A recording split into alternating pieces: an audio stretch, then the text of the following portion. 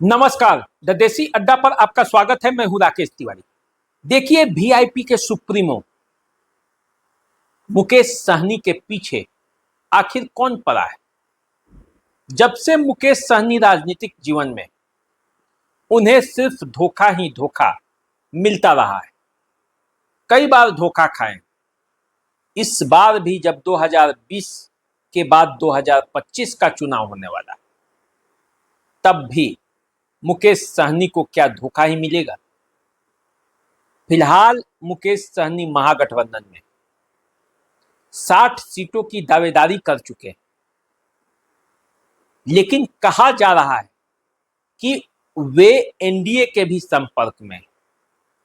लेकिन मुकेश सहनी के अपने लोग ही उनके पीछे पड़ जाते हैं, और ये जो उनके अपने लोग उनके पीछे पड़ते हैं, इसके पीछे का कारण कौन है। तो जो मुकेश सहनी के पीछे पड़ते हैं, क्या उनके पीछे भी कोई खड़ा रहता है। आज इसी सब पर बातों पर चर्चा होगी, और चर्चा मुकेश सहनी के राजनीतिक सफर पर भी होगी कि किस तरह से मुकेश सहनी पीछे होते गए हैं और ताजा क्या घटना होने वाला है। मुकेश सहनी के साथ कौन सा धोखा होने वाला है, कौन धोखा देने वाला है, ये बात भी हम आपको बताएंगे। देखिए, मुकेश सहनी 2020 का चुनाव जब महागठबंधन के साथ लड़ना चाहते थे, तेजस्वी यादव के साथ फुल प्रूफ प्लानिंग के साथ सीट शेयरिंग पर बैठे। लेकिन जब सीट शेयरिंग की घोषणा हुई तो मुकेश सहनी वहां से निकलकर बाहर आ गए और कहने लगे कि धोखा हो गया। एनडीए के पाले में आए, एनडीए ने 11 सीटें दी, एनडीए से चुनाव लड़े, 4 या 5 सीटों पर उन्हें विजयश्री भी हासिल हुई। लेकिन क्या हुआ, मंत्री बने, अपने खुद चुनाव हार गए, मंत्री बने, लेकिन राजनीति की महत्वाकांक्षा ऐसी जगी कि उन्हें मंत्री पद भी छोड़ना पड़ा, और जो उनके विधायक जीते थे वो उनका साथ छोड़कर चले गए। कोई नहीं रुक पाया मुकेश सहनी के पास, धोखा हो गया उनके साथ। दूसरा धोखा वो खाकर फिर जब पिछला लोकसभा का चुनाव आया, 2024 का चुनाव आया, तो उनके पुराने साथी, जिनकी पहचान ही कहा जाता है कि मुकेश सहनी की वजह से बना, राजभूषण चौधरी निषाद, जिन्होंने टिकट भी दिया राजभूषण चौधरी को, पहले चुनाव भी लड़ाया, मदद भी किया, वही राजभूषण चौधरी निषाद उनको गच्चा देकर बीजेपी की टिकट पर मुजफ्फरपुर से कैंडिडेट बन गए, मुकेश सहनी का साथ छोड़ दिए। और मुकेश सहनी आए राजद में, महागठबंधन में आए, 3 सीटें मिली, लेकिन वो 3 सीटें ऐसी मिली जहां हार लगभग तय था। धोखा यहां भी हुआ।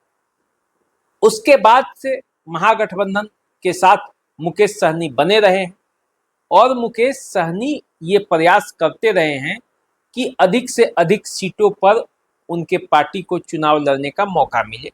60 सीटों की दावेदारी किए हैं, मिलना मुश्किल है। डिप्टी सीएम का दावा खुद करते हैं, अब देखना है वो भी क्या स्थिति बनती। अभी वो महागठबंधन के साथ है, लेकिन कहा जाता है बीच बीच में कि एनडीए के साथ भी उनकी बातचीत चलते रहता है। लेकिन अब एनडीए 60 सीटें एनडीए भी नहीं दे पाएगा। ऐसी परिस्थिति में मुकेश सहनी का क्या होगा। लेकिन इन सब पूरे समीकरणों के बीच मुकेश सहनी के साथ एक ऐसी घटना घटने जा रही है, एक ऐसी घटना हुई है जो फिर मुकेश सहनी को सदमे में ला दिया है। देखिए, कभी मुकेश सहनी के पीए रहे, उनके शागिर्द रहे एक व्यक्ति ने एक पार्टी की घोषणा की, एक नई पार्टी बनने जा रही, और वो पार्टी मुकेश सहनी को नुकसान पहुंचा सकती है। कैसे पहुंचाएगी, इसी बात पर हम चर्चा करते हैं। देखिए, मुकेश सहनी के कभी पीए रहे प्रदीप निषाद, ये बिहार में अब एक नई पार्टी बना रहे, विकास वंचित इंसान पार्टी। विकास वंचित इंसान पार्टी का मतलब हुआ VVIP, और मुकेश सहनी का पार्टी का नाम क्या है?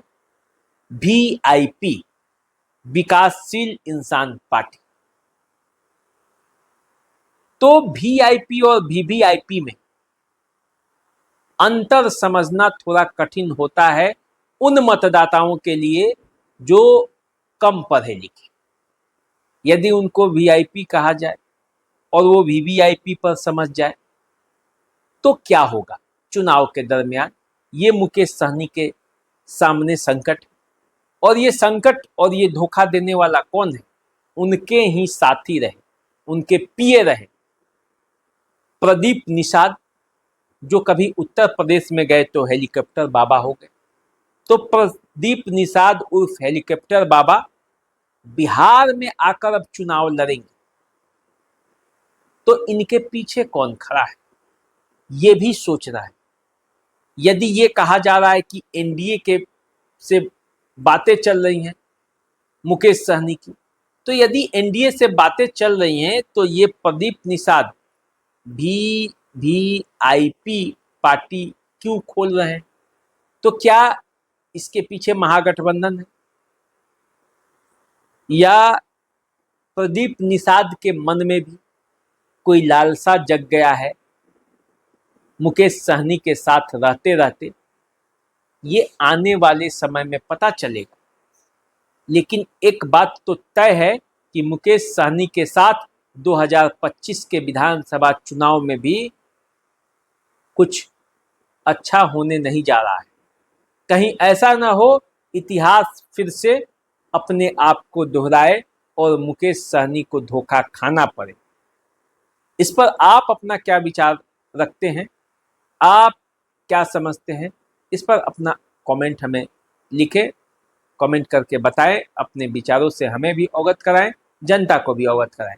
तो चलिए, हम आपको बिहार की राजनीति से जुड़ी हुई हर खबर देते रहेंगे, बताते रहेंगे। आप हमारे साथ बने रहिए, चैनल को सब्सक्राइब जरूर कर लीजिए। फेसबुक पर यदि आप हमें देख रहे हैं तो फॉलो कर लीजिए। अभी दीजिए इजाजत, नमस्कार।